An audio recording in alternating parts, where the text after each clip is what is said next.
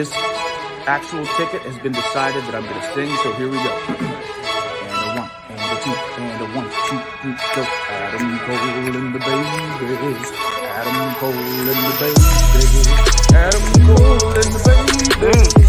Adam Cole and the babies. That was great. The party for life. The party for life.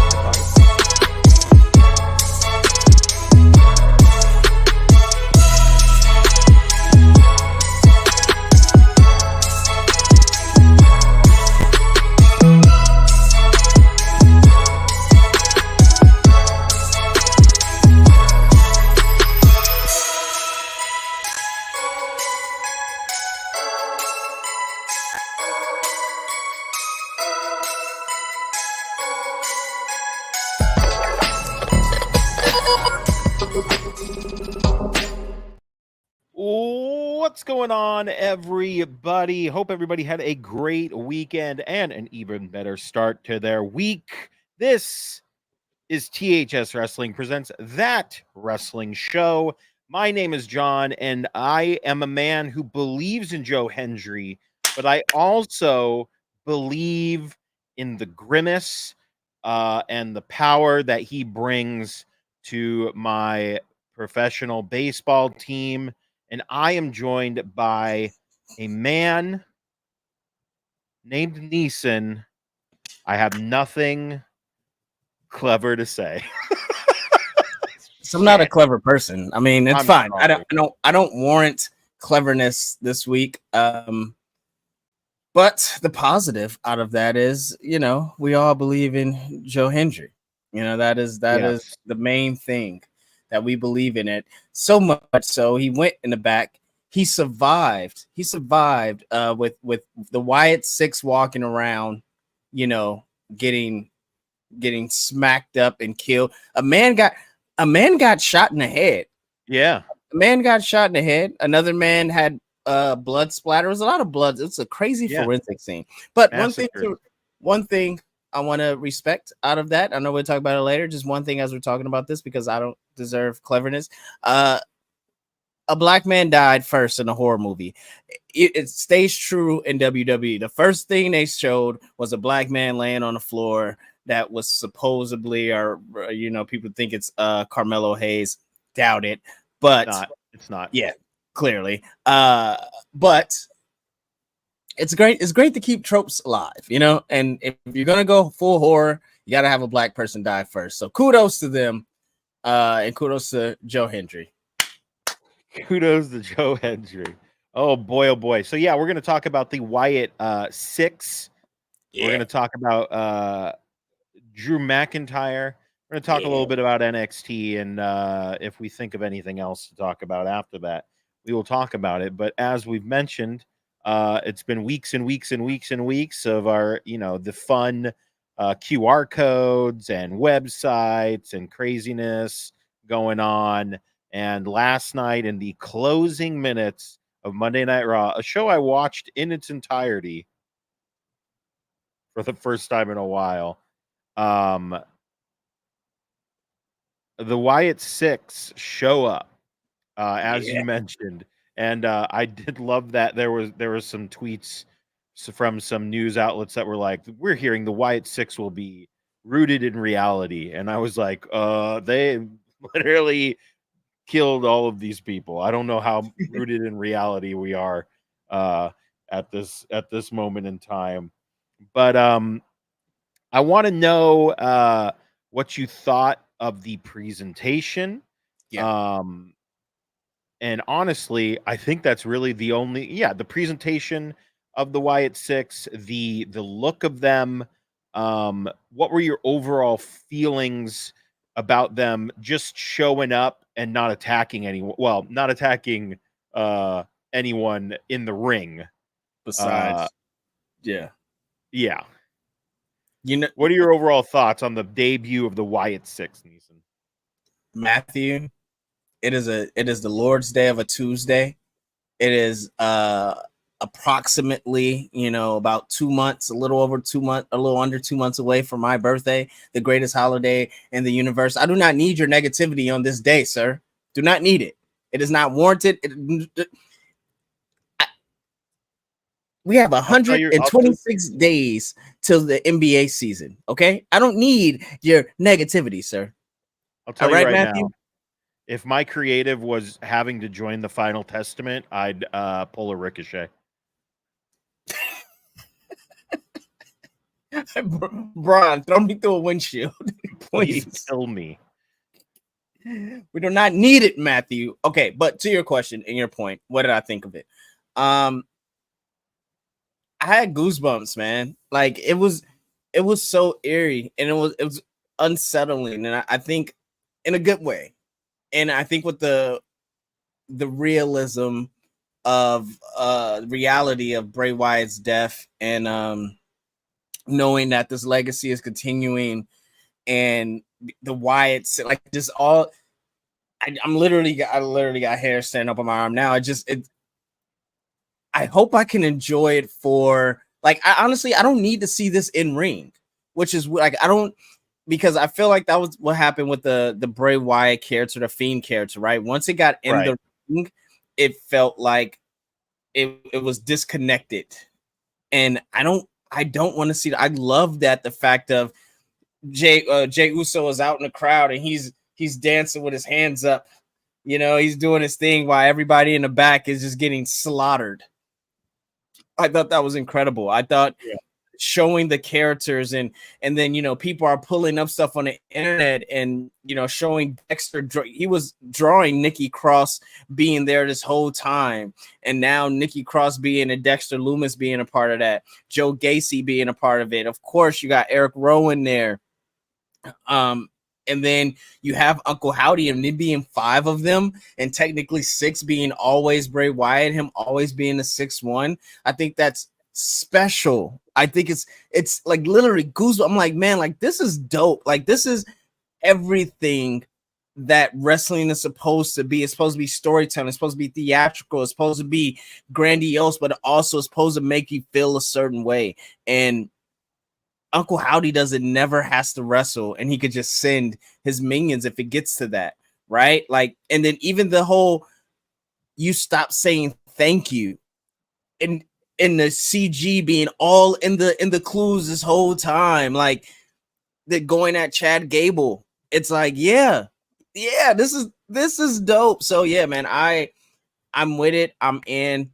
I just want to see more and more of the fact of like they target certain people and in certain movements, and I honestly don't want to see them go after any titles, anything. I want to see them target after people for reasons, and maybe it's the reasons of what Bray Wyatt has left, and maybe this is we get the bloodline Bray Wyatt thing, or bloodline Wyatt 6 thing continue on of like it's you know, it's always you, Roman.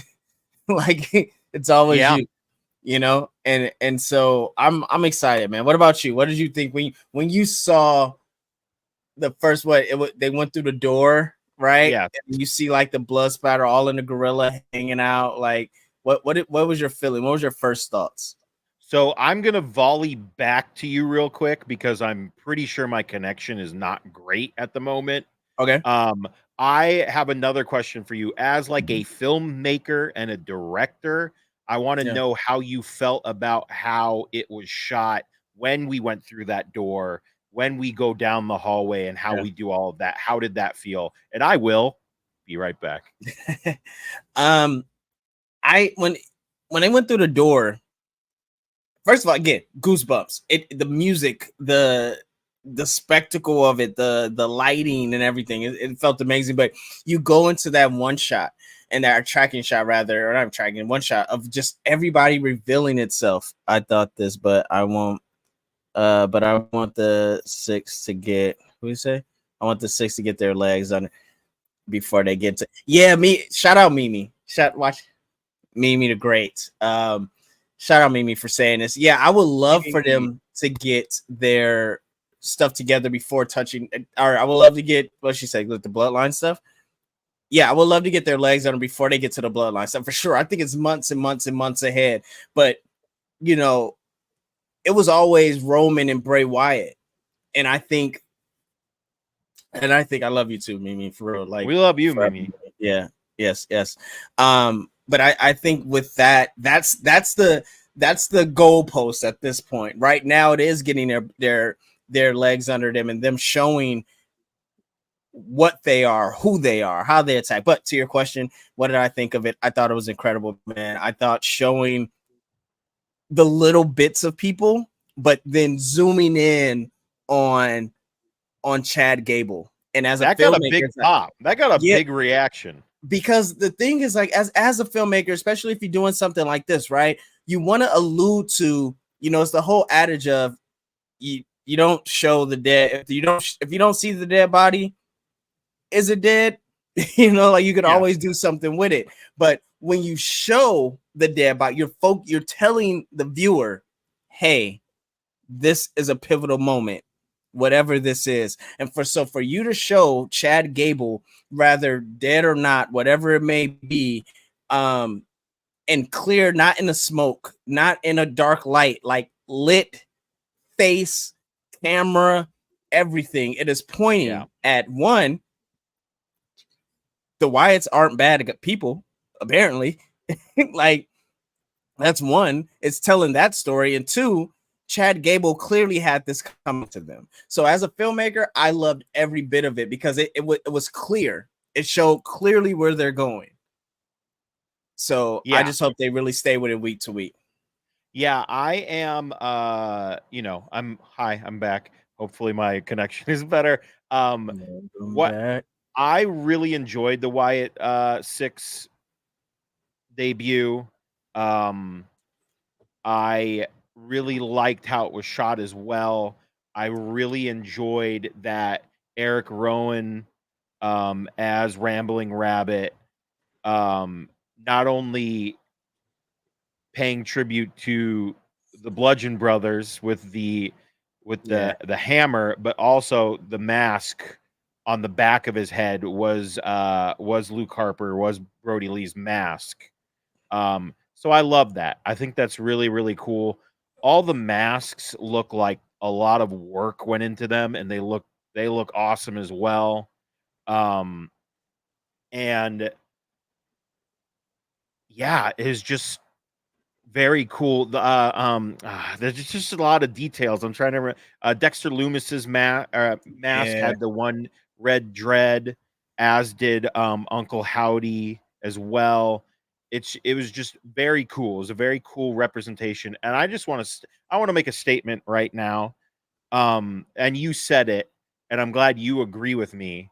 The 6th member of the Wyatt 6 is Bray Wyatt. Absolutely. There is not going. I saw a lot of people on the TikTok and on the Twitters saying, "Oh, well, they attacked Chad Gable, so he's probably in it," or "Oh, maybe it's Otis," or "Oh," and I'm like, "What are you guys saying? Like, none of this makes any sense." And I will say, if that does end up happening, I mean, I guess kudos for being right, but that would be stupid. That would be awful. And they would kill it dead in the water immediately. The 6th member is Bray Wyatt, represented by the Lantern. Yes. The entity of Bray Wyatt is in. That's why they all came to it. Let us in. Yes, let us in. And I will say, when we do stuff like this, like when we've done stuff like this in the past, it feels like it's cool when it starts off, but then it gets a little tired. I think to your point and to Mike's point right here, it is a thing of Seth Rollins went through that, right? And that's what kind of killed off Seth Rollins and the Fiend. Yes. And it was such a crazy thing that happened, and then it was kind of we were in a different era, right? We were in a Vince McMahon era, like, oh, we could blow ourselves up one week and come back the next week and be perfectly fine. I think with this, we're starting to see a little more care, but that's also why Rob Free was hired, right? Like, he was hired for this specific reason, and it never really got to take off because Bray ended up getting sick, fairly soon, right? But those things that he was setting up, everything was connecting. And so we're starting to see it again, and you're starting to see the care that they're really taking into this. And so I have no, I'm not worried that they're going to drop the ball or anything like that, but I just want to see it play out. And I do think with Mike, like, yeah, they have to allow whoever gets attacked or whoever they get into a feud with, it needs to have that time and really play out right, like, and really have a consequences to it. Hey, Matthew, if you bring up Woods when I say consequences, we will have it out, sir. We will have it out. We are not talking about the foolishness that they're doing to the New Day, okay? Can we just have it? It is June. Do we understand this Juneteenth week? Okay, I'm drinking. I am drinking Black Captain America for a reason. For a reason. It is Juneteenth week, and we sitting here breaking up the New Day. We sitting breaking up the New Day. That's what we want to do. One of them can go hang out with a bland white guy. Triple H. Triple H. No, not Triple H. No. We got to talk. We just got to talk. That's all. Like, what are we doing? As the black congregation needs to show up to Triple H's office and say, hey, man, hey, look, we appreciate what you're doing. You got Trick. Yeah, we're not going to talk about Sexy Red. That's a whole nother thing that, we just need to bring up on another side. But it is Juneteenth week, and this is what you want to start really driving a wedge between the greatest. I heard Seth Rollins talking about the greatest group that ever read, blah, blah, blah. The New Day. Okay, we had this battle. We had this talk. We did this. Go check it out. Yeah. Go check it out. It's on the channel. We did it. All right. So Juneteenth week. That's all I got. So next Tuesday, when it happens on Monday, what do I get? You get a handshake and a smile, Matthew. Matthew, why do you hate me so much? You were finally right after 4 years. Right. That's what you get. You were finally right. 4 years, every Tuesday or every Sunday. Yes. It finally all paid off. It all came together as one. Finally.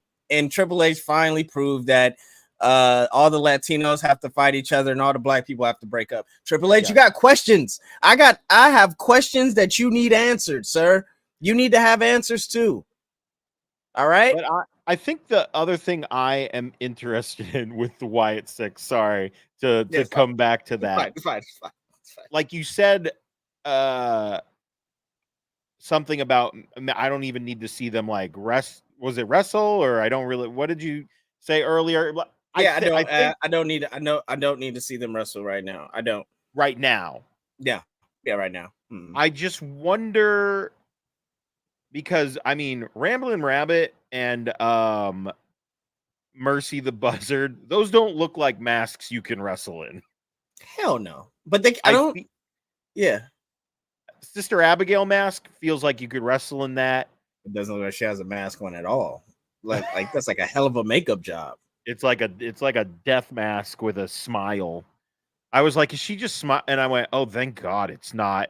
She has to hold that smile the entire time. It's just part of the mask. But yeah, I'm interested to see if it's like when they wrestle, are they wearing a different mask, or are we just going to be like, this is them? We know who they are. They've just come together to become this group. Yeah, I don't see them wearing a mask. I think it says something that on their Twitter they're actually posting that, like, it's not a thing of like we're hiding behind this mask. It's like, no, it's Alexa Bliss as this. Yeah, it's not it's not fucking T-Bar and Slapjack and what a disaster. Maze. And what was Mia Yim's name? Radiance? What was No, oh my God. Rebel? What was what was that group called? Retribution.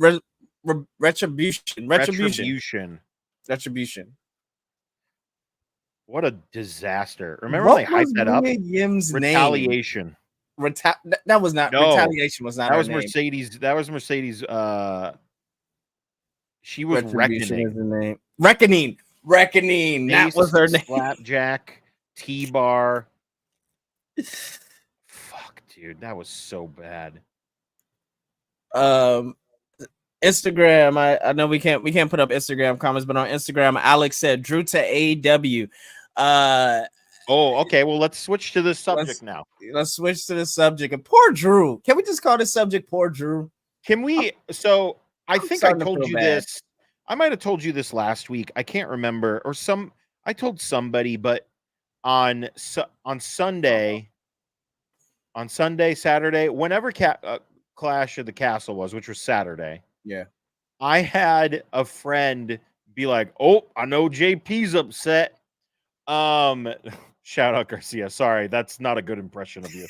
And I replied to him with something I sent another friend, and I said, "Please don't lump me in with these marks that just are like, oh, I hate CM." So I'm over the whole, like, we're in storyline now, right? I don't care about what happened 6 months ago or however long Punk has been here. Right. This is good stuff.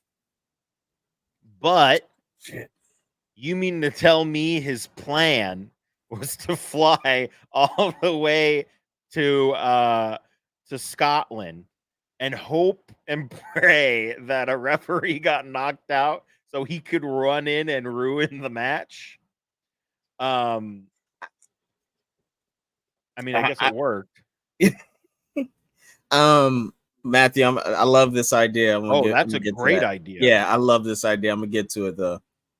But what I want to say is, I like where this is going. I feel like it's really weird. They're really testing how far fans will go to cheer CM Punk. I mean, this man has ruined 2 of Drew's matches, one in front of his home crowd, which I believe they cheered for him. CM Punk is the villain in all of this, in my opinion. I mean, Drew did push him though. It's good. This is good stuff. This is good shit, guys. I like it. And Drew McIntyre came out on Raw. He was going to address the crowd, and he literally just said, "I can't do this anymore. This company sucks. I quit." And he left. And I went, "Oh, that's very interesting." And then we got the backstage thing where I think he says to Triple H, "I heard what you said at the press conference." Yeah. And he's like, "I'm done with this. I don't need this. Like, I'm going." So he's gone. And he's gone. I really like this. I think this is very interesting, especially, and I'd love to get your take on it with him quitting. I think this is very interesting timing with how much we are pushing our relationship with TNA, because Drew could just show up at TNA and he could get a world title shot, and who would show up to screw him there? CM Punk. He could go overseas because it's not on our agenda, but Marufuji versus AJ Styles. Holy crap. That's going to be great. He could go to Noah, get a title shot at Noah, and CM Punk could show up in Japan and screw him over. This is like the reverse summer of Punk, and I'm kind of here for it. Yes. And then it just gets to the point where we have to settle this in a WWE ring. We also gave shine to some other companies. I like this. I think this is a good idea, and they can do a lot of cool stuff with it. I would love your thoughts on Drew McIntyre quitting WWE. Yeah, I think, first of all, him flying over to Scotland, right? Like, it's like Drew McIntyre calls us himself. I feel sorry for him, but also this is his fault, right? Like, soon as CM Punk came back, he was on CM Punk's head. He was on his head constantly. And then He injures CM Punk. What does he do? He puts CM Punk on a t-shirt and he's on his head constantly. So instead of focusing on what's in front of you, instead of finishing your plate, you worried about the next man and being focused on what that man is doing. What you eat don't make me shit, right? Like that's what CM Punk kept saying. What you eat don't make me shit. Why are you worried about me, sir? Why are you worried about me? So we get to Mania. Mania comes. Not only does he beat Seth Rollins clean in the ring, 1, 2, 3. He has time. He gives the title to his wife. He does his thing, yada, yada. And then what does he do? He gets in CM Punk's face. And not only does he get in CM Punk's face, he puts his nuts in CM Punk's face. Remember, he got on top of the table and squatted down with his legs just cocked open like a starfish. And just holding the title right there, just like you see this.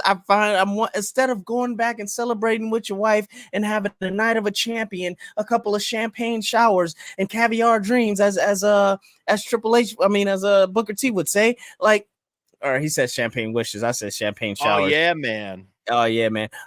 See where my mind's at. But that's are the things. That's what's supposed to happen. But no.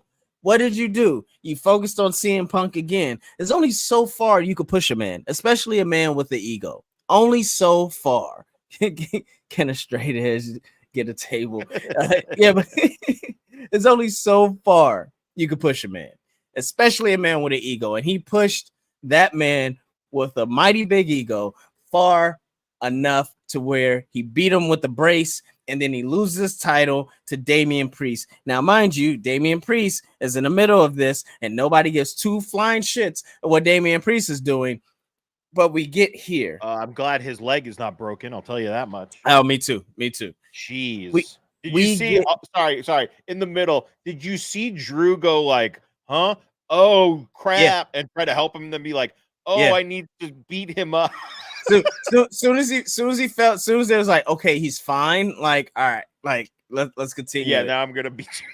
It was great. Anyway, it was great. But yeah, and so we get here. We're at Scotland, right?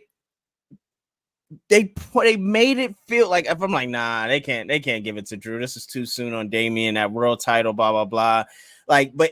I mean, from everything, from him getting the key to the city or the country, whatever it was, from doing promo packages, main eventing, Cody Rhodes opening the show against AJ Styles. Like, this was all about, he had the bagpipes. It was all about Drew McIntyre. And of course, the man that you antagonize this whole time is going to ruin your moment because you keep trying to ruin his daily life. Like, just life.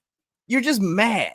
And so, yes, it happens. And he goes over there, and yes, what happens? People actually cheer CM Punk, and that pisses you off even more. And it's good shit because you know why? CM Punk is going to come back. Maybe CM Punk faces Damian Priest for the title at WrestleMania. Maybe that's what, at SummerSlam. Maybe that's what we get. You know who costs CM Punk? Or maybe CM Punk faces Seth Rollins at SummerSlam. And who costs the title? Drew McIntyre. Like, this story could go on and on and on and on until we get to a final pay-per-view somewhere at a big show, man, and really settle it. I love it a lot. And I agree with everything. I agree with everything you said. Like, I'm like, this is good stuff. Stuff. But if you're CM Punk and you know that you are so under Drew's skin, wouldn't you just let him win the title and then come back and face him for it? If you're CM or Punk, is it under his skin? Or is it just that we're doing the whole hangman swerve thing? Where it's like, I don't want you to win. You're not going to win the title because I don't want you. You'll never be champion. Yeah, and Matthew makes a good point. Gunther is about to get inserted in this somehow, right? So, like, yeah. and then we also have Bash in Berlin right after that, right after SummerSlam. Yeah. So a lot of it's a lot of moving parts. Raw is very interesting right now. It is, which is great because I think, look, Drew McIntyre, as much as I wanted him to win and I wanted him to get that moment, like a real moment at Scotland, I think it doesn't need the title. Him and Punk do not need a title. So I think it's dope that Seth Rollins and Damian Priest and Gunther now is kind of hovering around the main event on Raw. And it really helps Damian Priest because he needs it, man. Like he reminds me, Damian Priest reminds me of when Becky Lynch won her first title run. Like the SmackDown title. Yeah. And it was just like, okay, we all, you were here, like you were sniffing it. So, okay, you have the title. Let's see if it raises, but it hasn't elevated him there yet. But I feel like 2 years from now, after his title run, I feel like he's going to look back and we're going to see a different switch from him. Right. You know, like I feel like this is like the setting off point. And I think with him being in Seth Rollins, I think that'll really help kind of elevate him as well, because I just feel like, it's something. It's just something there, man. It's everything is overshadowing him. And this is another week of my evergreen. Dominic Mysterio must be the strongest man alive.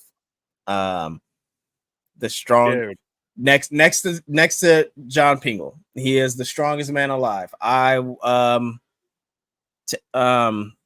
Take off, take off. If you want it back, take it off. If you want it back, take it off. I'm like, what? And I do like, I will say, when Seth came back, I'm like, this is great. And then Damian came out. That their little interaction felt flat for me. I don't know if it felt flat for you until the end. Wait, you said when Damian? Sorry, I'm going back to the beginning when he was talking to Seth. Oh it felt, yes. Damian. That's what I'm saying. Like Damian does not. He was using his inside voice. Yeah. And then when he ramped it up at the end, I went, okay. And then what I'm saying is I loved the interaction between Liv and Damian, where he's like, Liv. Like that's when you use your inside voice. Is that Liv? I think like Damian, can you please leave him alone?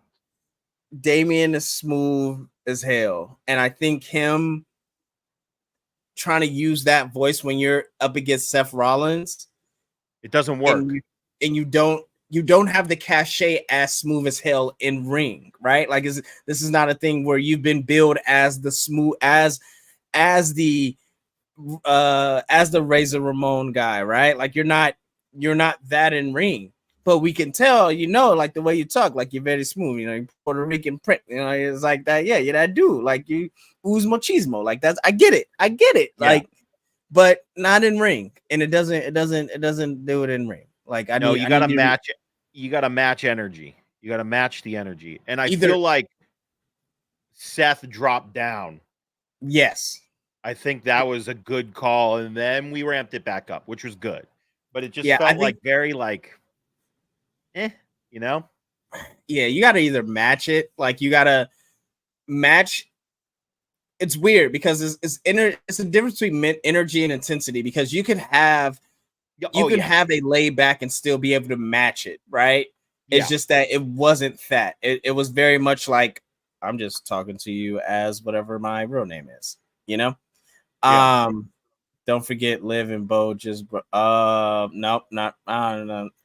I just know I don't think we're going down that road.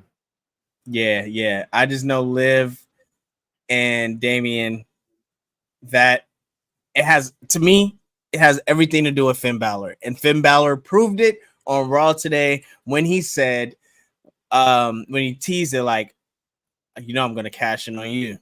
I'm just playing. Yeah. Yeah. I can't wait. Yeah, baby. Yeah, it's coming. It's coming. We're getting the prince back. We're getting the prince back. I mean, we have could you imagine if they just said we're putting together the beast? It's AJ, the Good Brothers, and Finn. I don't think we have any. Well, the only other person we have is Cody, but the problem you can't do. The problem with that is you can't do AJ and Finn in the same thing because Finn just will leave the Judgment Day, right? Like Finn will have to stay out on his own. He have to have his own standout. I mean, I would love to see if Finn and Gallows and Gallus, right? Like Finn having that as his muscle. I think that'll be something dope. But I think Living Finn. I think that's what we're moving towards. We're moving towards Living Finn for sure. Oh, right. I'm like, that's all they have, right? Oh yeah, they have two, and they might have a third. And they have they looks like they're gonna have a third. Yeah, Tagaloa. Dude. My God. Dude. I thought he was gonna come out when that was a great shot of Solo coming out and just standing next to Cody. Yeah, we don't got. I don't think we got time for me to go. No, we don't got time. My Solo rant. But I don't got time. Jacob Fatu is gonna wreck shop when he comes in. 100%. Like, you know what I would ask? I think who I don't know who I had asked this question to. I think we did that. Didn't somebody did that in a press conference and they went, "What?" If we're in inning 7, who did that? Somebody asked that question and Paul Heyman lost his mind on them. Oh, I would ask now. Where are we? If we were in the 4th, where are we now? Yeah, every time. Yeah, I mean, it is a never-ending story, and I think with The Rock saying this week, as the week of our show, that the match for WrestleMania 41 is almost in the books, and it'll be the biggest match of all time. Like, they're ramping up this bloodline thing coming after the summer. After he gets done shooting Smash Machine, he's gonna have to do press run for Moana 2. And I think he goes into another movie at the end of the year, but I think in between that time, we're going to start seeing a ramp up, and Roman's going to be off a movie. So, man, we are Bloodline. The Bloodline stuff is it's coming together. SmackDown is looking to ramp up. I think they're kind of in a little bit of a lull kind of right now. For sure. Just a little bit. I'm not like a huge one, just a little bit. Do you blame that on a champion? Do you blame that on Cody Rhodes? Do you think? Let me preface this. Do you blame it on Cody Rhodes because Cody Rhodes finally got the title and now it's like, now what?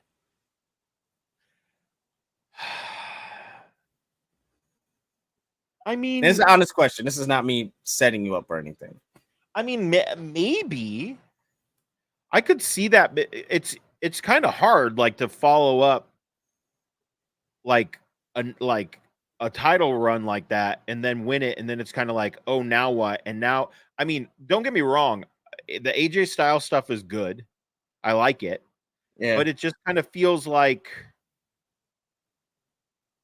the next step is Solo. Like, that's the next step. Or is the next step Randy Orton, who was eyeing the title?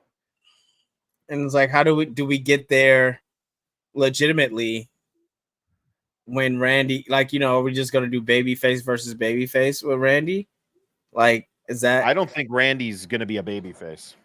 I mean, yeah. So what did he turn on KO? Like, it's messy. Yeah. I think we, with Money in the Bank right around the corner, SummerSlam right around the corner, like, those two are pretty tight, right? Like, can you imagine War Games at WrestleMania? A bloodline war games? Oh, saying that'd be the biggest WrestleMania match of all time. They can't do that in Vegas. Don't you? You can't do a 4-on-4, gimmick match. 5-on-5 Gimmick match brother. at main event WrestleMania in Las Vegas. And it has it. Or oh my god, do we do a triple threat? Cody Rhodes versus The Rock versus Roman Reigns in the main event? That has to be the biggest match of all time, right? That sounds like the biggest match of all time. Yo, if this gets us to Cody Rhodes versus The Rock versus Roman Reigns, Cody pins them both at the same time. Yo, no, I'm kidding. That people. If people were mad at Cody winning at Mania, it will be he better dye his hair black on Monday and come out in that black suit again with the chain looking like he just the Hot Topic version of Homelander. He better just turn into that Monday. That Monday. I will say I did see this might take some people aback. Ooh. What I'm about to say. Well, we take it back. I did see that The Undertaker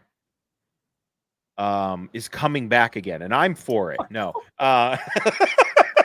No, he said I love what Cody's doing now, but when it eventually comes to the heel run, it's gonna be an all-timer. Oh, for sure. And I'm like, ooh, that's fun. I like that. That sounds like a fun idea. I thought his AEW turning heel run was going to be an all-timer as well. Yeah, and it lasted 2 weeks. Well, I don't think it lasted a week. I don't think it stopped. And he said it. And I remember us talking about this. I was like, I love the fact of him like playing with the crowd, like he's going to go in the hill tunnel, go to the other tunnel. He's the way he's talking, like the way he's like basically saying, you know, I'm not going to change because you guys, but like doing these other little things that are like against the morals, but it's also like, no, guys, because I'm doing this for you. It's like it was the contrasting thing. And then he had that interview saying, I was doing these things, but apparently they were too nuanced. Yeah. And I was just like, so we did get it. Like, I was like, yeah, we got it.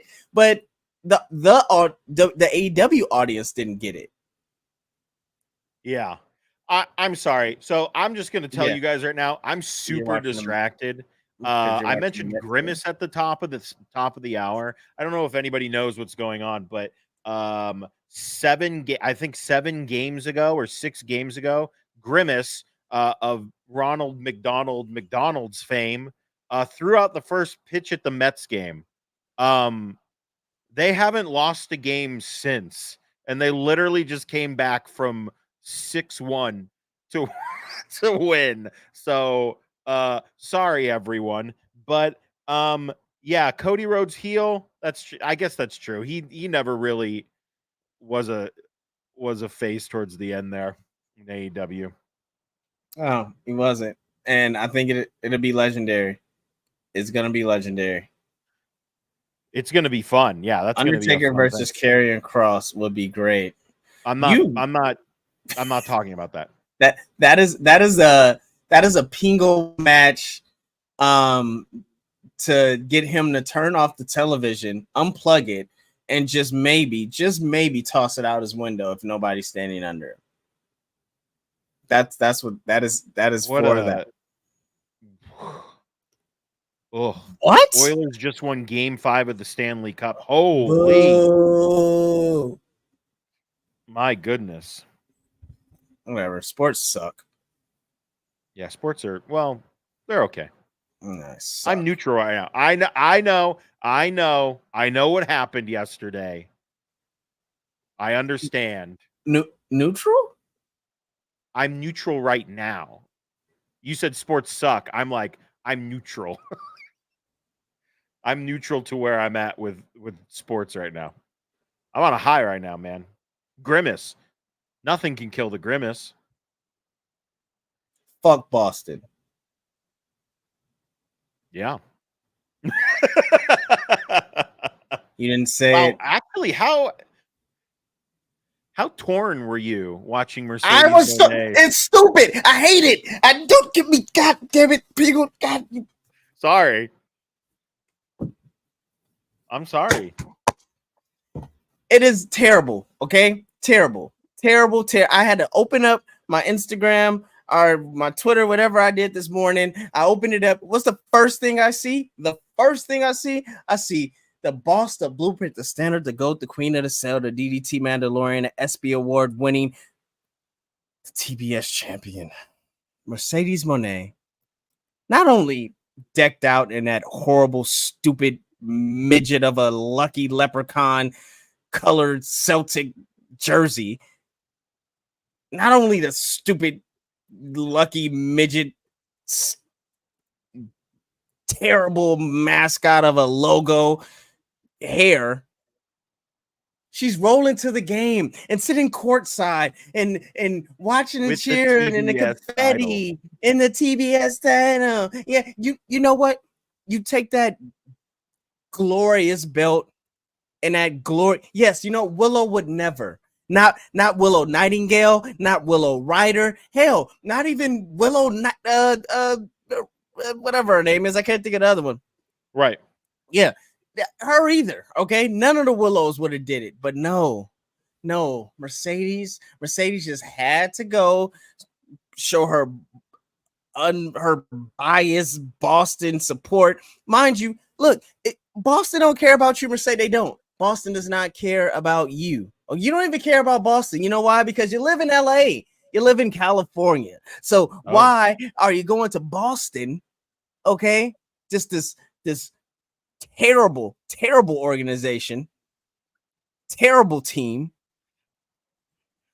Football teams cheat. Yeah, they may have the GOAT quarterback, but football teams cheat. Okay. Yes. Your baseball team sucks ass. Okay. Your hockey teams F them. Yeah, you know what? And Kofi Kingston. We talked about this. We actually talked about this. And when I seen him, talked about a terrible Patriots fan he is. He's a terrible person for that. Now it's just playing out in life, I guess, huh? Just playing out on TV. Just Patriot fans cut your friends off. Patriot fans go over there and shun your friends. You get consequences for doing that, Kofi. You get consequences. It comes to you. I'm not going to talk about that. But I was disappointed. I was hurt. I was bamboozled. All the things at Mercedes Moné being front side. But also shout out to Mimi and shout out to Coach by agreeing that it reminds her of how it feels to be in a packed arenas when a championship is being won. Oh my! It's not. I couldn't say shit. I couldn't say shit. I had to just suck it up. That is that sucks. Wow. You know, a shot across the bow. But my God, Willow would never. You know what? Can we get that on a shirt? Can we just get that? I need a Willow would never. I need a Willow would never, and then with that dumbass Lucky being crossed out on it. Stupid ass, dumbass leprechaun. Titletown, huh? Piss town. Go jump in a tea. Yeah. Go jump in a freaking tea party. Pieces. Listen, I'm you know where I'm at. So you know where I'm at. So yeah, I'm not disagreeing with you at all. Oh, Garcia, you missed Pingo's imitation of you. Spot on. It was I was telling him, Garcia, about when you said I was upset that CM Punk cost Drew the title. Oh. And I mentioned what you said. I said, don't lump me in Don't lump me in with those marks. Yeah. It sucks. Yes, it's life is hard. Life is hard. It's hard. So I'm doing double duty again, Neeson, and this is just also a plug. Neeson was on my Doctor Who podcast last week. Yeah. And it was a lot of fun. It was a really, really good time. If you want to go listen to that, just look for Podcastica on any podcast streaming place, and you can listen to Neeson and I talk about Doctor Who. But I'm doing double duty again tonight, so I do have one last question. Okay.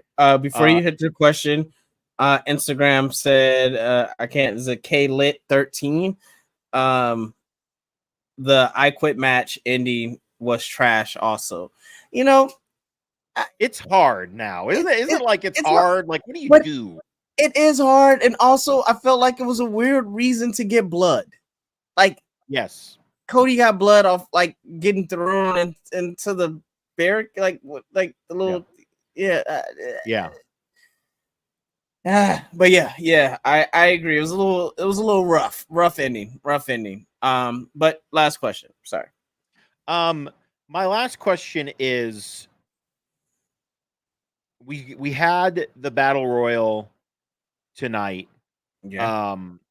for the new number one contender, and I just wanted to know how you felt when the man's music played and he came out, when Joe Hendry came out, because that was a pop.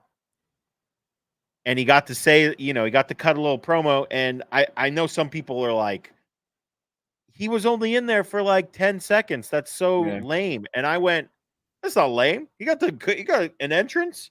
He got a huge pop. He cut a promo. Yeah. And then he did a backstage thing with Shawn Michaels and said, you don't know where I'm going to show up. Yeah. You don't know. I think that was the whole point. It was a point to set up a potential Worlds Collide and him being a main feature on that. And so I thought it was great. I thought it was perfectly played. When the music came on, I literally was like, oh shit, here we go.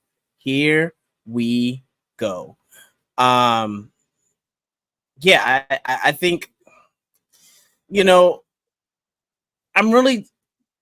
I'm tired of them doing multi-man title matches over at NXT, to be honest. Yeah, like, dude. It's looking like we're getting a 4-way title match with Trick, Sean Spears, Ethan Page, and Javon at Heat Wave, and it's like, that just proves that they don't trust in their talent.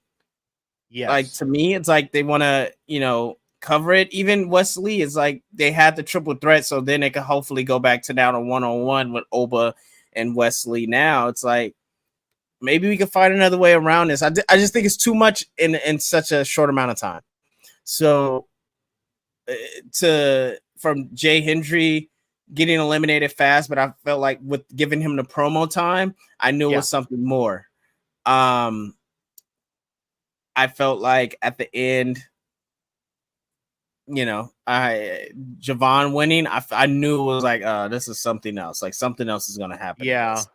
Honestly, that's a bummer to me, because I like that match on paper sounds cool, and I do like you got to take care of Ethan, and then you and I'll do our thing, and I like face versus face is sometimes like, I kind of like the interaction with them, like, let's do our thing at the PLE. I liked that. And then it's like, I went, oh, you know what I thought was going to happen? We had Sean Spears and Ethan Page, and I went, if Brian Pillman Jr. comes out right now. Well, they did that last week. Yeah, I know they did it last week. Last week. I'm like, are they really? And I mean, they also, Trick said, this guy doesn't belong here. Yeah. So is it going to be like, oh, you think because I came from this place that I don't belong here? Right. Are we going to do something with those three now? which I necessarily don't want to see. Same. But yeah, NXT was fun tonight, I thought. But one more thing before we get out of here, Neeson, you wanted to address something that. Yeah. I just wanted to say, shout out AJ Gray. Yesterday I didn't have his Twitter. Other site joined into a what's it called? What's this called? Voices? What's the Twitter voice thing? I don't know. Called? I don't know what it's called. Twitter Spaces. Spaces. Joined the Spaces, and only thing I saw was like AJ Gray. I'm like, oh shit, like I didn't even know I followed him. I didn't follow him until I followed him then. But I was like, oh, the homie, like cool. Like went in, listened to him, and it was the funniest shit because he was like, how the fuck did all these people get in here? And he starts going off. And it was the funniest shit because all I heard was like, how the fuck I don't even know all you motherfuckers. Oh shit. What's up, Neeson? Yeah, that's the homie. I don't know the rest of you. That's funny. That's funny. It was the greatest shit. And I was literally laughing out loud in my bed as I'm nursing a fucked up hamstring because I kicked the field goal at the Rose Bowl yesterday. Oh, you did? I did. But hamstring rip just terrible. But I made it. So but that shit is funny. So I just want to say shout out. So we follow each other because we didn't follow each other on Instagram. I mean on Twitter, we follow each other on Instagram and whatever. But like man, he's great people. That's funny. Funny as shit. Make sure you guys catch him at Barroom Blitz, Circle 6. Anytime he's in your town, look, they're wrestling twice a month, like everywhere around the U.S. They'll be in Cleveland if you're going to Cleveland. It's a couple out here in L.A. that's coming up June 29th. 28th. Yeah. The 28th? Yeah. June 28th. Another one right after that in July that I'm not going to tell you the date right now, not because I don't know it. It's because it's special. Yeah. You have to go to that one too. I'm not going to be in town, but if you're not going to Comic-Con, let's put it somewhere. I don't think I am. Then you got to go to that.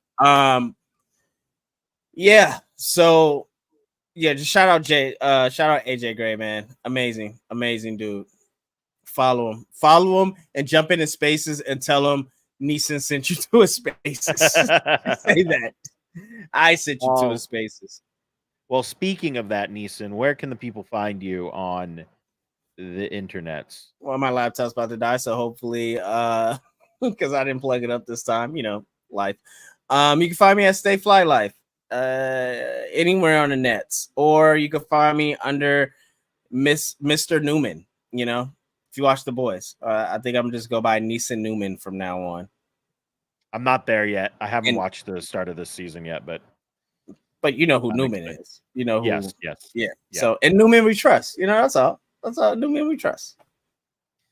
And you can find me everywhere at JP Thrice. Guys, thanks for joining us. This is a lot of fun. I feel like next week might be our last show for a little bit because somebody's traveling. Oh, yeah. Maybe. I don't know. What time is it in Japan right now? I could probably do it. It's if I can, I think it's 3:00. 3 p.m. That's a nice guess. Are you guessing? I'm guessing. Local. Let me see. Japan. I think I have it on here. It is 12. It's actually noon. Yeah. So it's off a little bit. Close. You're close. All right. Well, we'll figure that out when we get there. Absolutely. But guys, thanks so much for hanging out with us. Make sure you check out that#show.com for everything trending in geek pop culture. And we'll see you guys next week. I have nothing clever to say. Not a clever person.